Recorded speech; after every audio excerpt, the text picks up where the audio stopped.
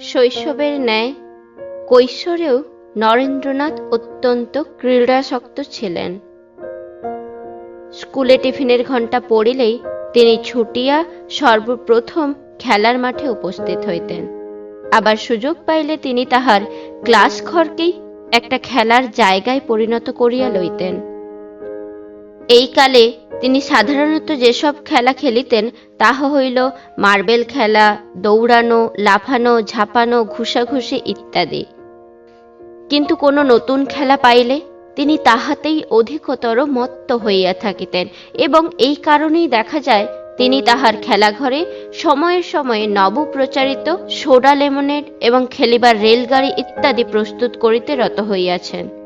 ইহা ছাড়াও তিনি নিজে নিজেও মাঝে মাঝে নানা নতুন খেলা উদ্ভব করিয়া সঙ্গীদিগের আনন্দ বর্ধন করিতেন। আবার আমাদের জন্য তিনি কখনো কখনো তাহাদের দুই দলের মধ্যে ঝগড়া বাঁধাইয়া দিতেন, কিন্তু তাহার ফলে যদি মারামারি আরম্ভ হইত তাহা হইলে তিনি নিজে আহত হইবার ঝুঁকি লইয়াও দুই দলের মাঝখানে ঝাঁপাইয়া পড়িয়া তাহাদের থামাইয়া দিতেন। বস্তুত এই খেলাধুলার মাঝেও সর্বত্রই তিনি ছিলেন তাহার সঙ্গীদিগের অবিসংবাদিত নেতা, এবং তাহাদের মধ্যে কোনো বিরোধ উপস্থিত হইলে তাহারা তাহাকেই মধ্যস্থ মানিয়া লইত। লক্ষ্য করিলে দেখা যায় নরেন্দ্রনাথের ক্রীড়ামত্ততার পশ্চাতে তাহার চরিত্রের একটা খুব বড় সত্য নিহিত ছিল। অলসতা বা নিশ্চেষ্টতা তাহার ধাতব বিরুদ্ধ ছিল। তিনি সর্বদাই একটা না একটা খেলা, কাজ, প্রচেষ্টা, আমোদ প্রমোদ বা অন্য কিছু লইয়া ব্যস্ত থাকিতে ভালোবাসিতেন। জানা যায় কৈশোরকালেই তিনি একটি শখের থিয়েটারের দল গঠন করিয়া তাহাদের পূজা দালানে নাটক অভিনয় করিতেন, কিন্তু কয়েকটি অভিনয়ের পরেই তাহার এক কাকা বিরক্ত হইয়া তাহার স্টেজটি ভাঙিয়া দেন।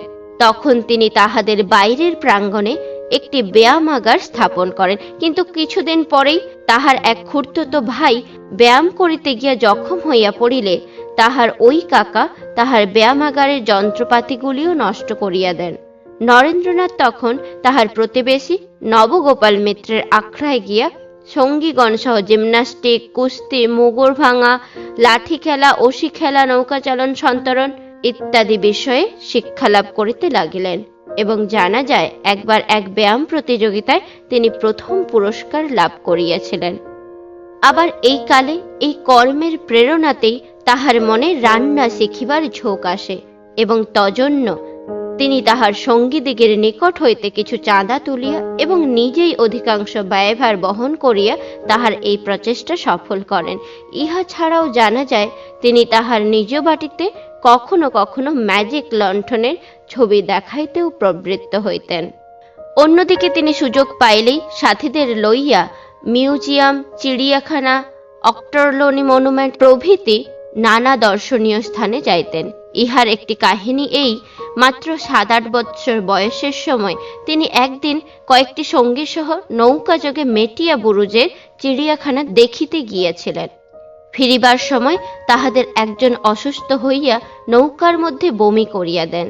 ইহাতে মাঝিরা খুব বিরক্ত হয় এবং ঘাটে নৌকা লাগিলে ছেলেদিগকে বলিলেন নৌকা পরিষ্কার না করিয়া দিলে তাহাদিগকে নামিতে দিবে না।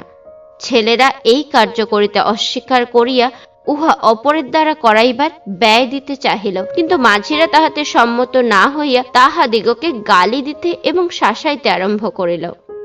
অবস্থা দেখিয়া নরেন্দ্রনাথ নৌকা হইতে তীরে লাফাইয়া পড়িলেন এবং দ্রুত অগ্রসর হইয়া 2 জন পথচারী ইংরেজ সৈনিকের সাহায্য প্রার্থনা করিলেন। তিনি ভাঙা ভাঙা ইংরেজিতে তাহার বিপদের কথা বুঝাইতে বুঝাইতে তাহাদের হাত ধরিয়া নৌকার নিকট লইয়া গেলেন।